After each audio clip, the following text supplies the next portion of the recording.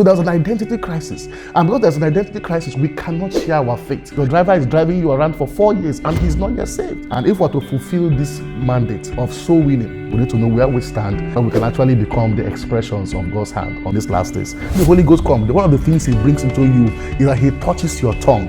He said that every single people group on earth have their own language. I pray the spirit of fear leaves you in the name of Jesus. The gate man opens the gate for you for the last 10 years. He's not born again. Go out and become bold of your faith and begin to share the gospel and begin to preach the gospel, and you will see the power of God move towards you. There was no disease or sickness that escaped the anointing on the life of Jesus.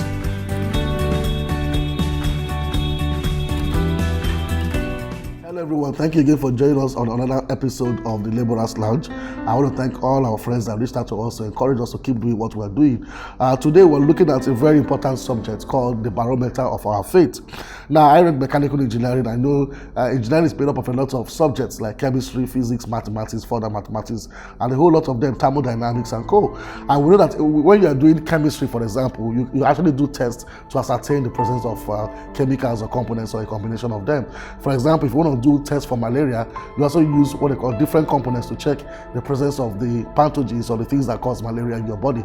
Or you want to check for oil in a particular field, maybe in the northeast, as they're frantically checking for oil right now. You'll have different tools that you use to check if there's oil in that particular area for drilling. So also in our faith, once in a while, people profess to be born again, they profess to be Christians, and that's what the Bible says, test all spirits. So the Bible also acknowledges the need for us to actually test to ensure that what we claim to have is actually present in us or not.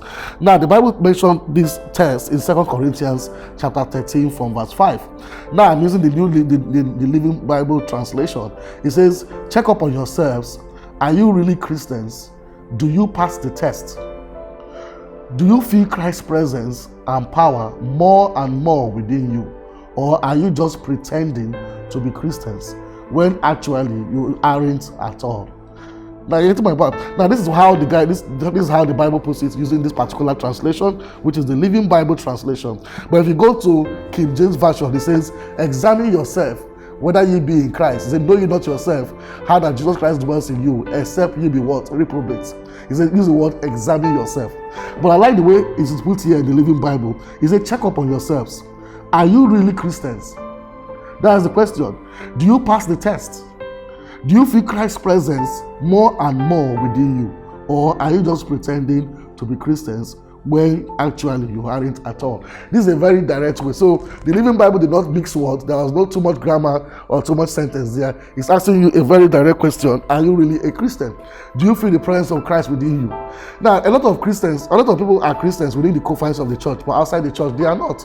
All right, they sing in the choir, they're in the usher, they're in the greetings department, they're in the media department. They know how to speak Christianese. They know when to raise their hands in worship, when to bow their heads in prayer. They understand the entire Christianese and all the entire Christian behavior. But in reality, they do not have the true experience of being born again. Bible says having the power of God, having a form of godliness rather, but denying the power thereof. And then like the church of Sardis, Jesus told the church of Sardis, the angel of church of Sardis, he said that you have a reputation that you are alive, but you are dead. All right, they have this reputation that they are Christians, they sing very well in the choir, but within them they are dead. That's why it becomes important for once in a while, Bible says, examine yourself to know whether you are in Christ or you are not in Christ. Now, the Bible calls us to be lively stones. In 1 Peter chapter 2 verse 5, it says you are what? Lively stones. So but by the time you begin to lose steam as a Christian, it simply means that something is going wrong. Like I tell people that backsliding is not an event. Backsliding is a gradual process. If you used to pray 5 hours before, now you're praying just 30 minutes, something is wrong somewhere. If you used to win 10 souls for Christ, now with so much favor and fire, and you're winning 1 soul, and you're complaining that you're too busy now, the job you have does not give you time, you have to go through traffic for 5 hours, you're giving one excuse or the other, something is wrong. Because backsliding in the faith is not an event, it's a gradual process. And God wants us to be lively. Now, to show you how alive God wants us to be, when John was writing the book of Revelation chapter 1 verse 14, when he was trying to describe Christ, what the Christ he saw, he said that his eyes were penetrating people's body like blazing fire. So the Christ that we're talking about is not the Christ that was just mine. His eyes were full of fire and penetrating people. I remember in those days when when I got born again earlier, and the fire was so much in us. When people who are possessed come close to us, they begin to scream out. In those days, we used to do deliverance a lot when I was in deeper life, and we see people that are possessed, girls who are possessed, boys who are possessed. By the time before you even said in Jesus' name, they're already confessing, I belong to this place, I have a ring here, I have 2 rings here. We've seen all that. Even when Jesus was on earth, by the time he came, they said, oh, Jesus, the son of David, has that come to torment us before our time? They're already confessing. That's the level of fire that God expects of his believer. Now, I'm going to show you 5 parameters that you use to examine yourself to know if you are still lively or if you have lost it. Now, why am I so concerned about the liveliness of a Christian? Because if a Christian is not lively, the Christian is most likely not to preach the gospel. You cannot give what you don't have. If you are struggling to read the Bible in the morning or in the afternoon or in the evening, if you are struggling to pray for 5 minutes, if you are struggling to even go to church, for example, how can you preach to other people? If you no longer have testimonies to give, how do you share your faith with other people? That's why God wants us to be lively, full of life and full of faith. Praise God. Now, these are the 5 parameters. Number 1 is the study of the Word of God. Today, everybody claims to be born again. Everybody.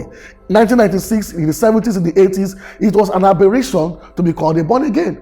Nobody wanted to be associated with the church. They felt the church, we are church rats, we are poor people. Then in the 90s, it was still the same thing. Those who are really born again, that had an encounter with Jesus, could carry their Bible with boldness and raise their head up with that boldness, while others would laugh at them and call them pastors.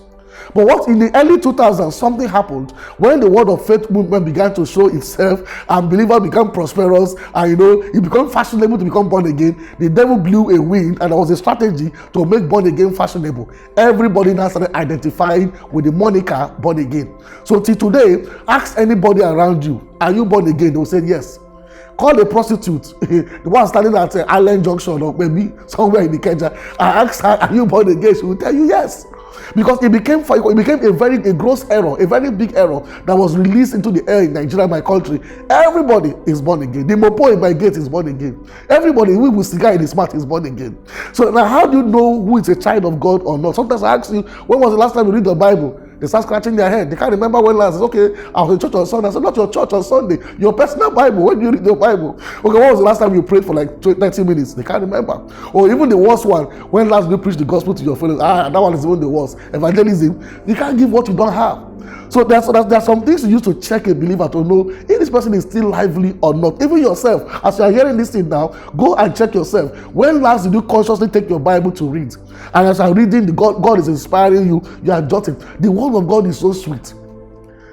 I look at someone like Pastor, Apostle, one of the apostles I follow, I like to listen to him. He's at the age of 21, he has read the Bible 21 times. Some of the bishops we are following today that are rich and wealthy, they read 40 chapters of the Bible a day. They read the Bible 3 times in a year, cover to cover. The Bible, David said, that word have I hid in my heart, that I may not sin against you. So you stock the word of God in your heart. When you are full of the word of God, you can't be poor. You cannot be a failure in life. It's not possible. Praise God. So the word of God is one of the indicators. Number 2 is your prayer life. He said, men ought always to pray and not to what? Faint. Wigglesworth said that he doesn't pray for more than 30 minutes, but he doesn't wait for 30 minutes to pray again. So he lives what they call a prayer-filled life. Even in your car, you are speaking in tongues. In your toilet, you are speaking in tongues. At the office, you say, give me some few minutes. Sharing, mama. The tongues are coming out because you are full of the Holy Ghost. If you're not doing that, my brother, it means something is actually wrong. Like I told you, backsliding is not an event. It's a progressive thing. Now, number 3 thing is that you want to congregate with the brothers. He said, do not forsake the assembly of ourselves together as the manner of some is. So one of the indicators that you are still a lively stone is that you just want to be in church. For me, Wednesday and Sunday service is too far apart. They should create Tuesday and Thursday and Friday. I want to go to church every day because I just want to be in his presence. David said, I was glad when they said to me, let's go into what? Into God's house. He said, I'd rather be a doorkeeper in the house of my God than to dwell in the tents of wickedness. He said, as the hart pants over the water brooks, so pant my soul after thee, O God. He is a king that had access to everything, but he was panting to be in God's presence. Number 4 is evangelism. You cannot have Jesus inside of you. You know you're sure of going to heaven. You're enjoying the Holy Ghost inside of you. And you see your colleague, that your colleague can die at any time and go to hell. And you keep your mouth shut because you want to be ethical, because you want to be professional. What's the deal of professional there? Paul said, I became all things to all men so that I can win some of them. Are you getting my? So you cannot say you're a child of God, you're a lively stone, and you're not doing what? Evangelism. And finally, the love of God in your heart will be bubbling, both for Christ and the brethren. The church of Ephesus, they did everything right. They even exposed fake apostles, but Jesus told them, I have somewhat against you because you have left your first love. Today, God is calling you back to your first love. And you're here under the sound of my voice. The fire of the Holy Ghost is coming upon you, and your first love will be revived in the name of Jesus. Thank you once again for joining us again in this wonderful episode of the Laborers Lounge. And I believe that your strength is renewed. Go to our website, whitefieldng.org, and then you will see the vision God has given us. We have different expressions of the vision. We have Hood Comes, we have Amazon Women, Healing Hands, Jaybird Network. Go there and read and see where you fit in, and God will give you a vision for evangelism. God bless you. See you again in the next episode.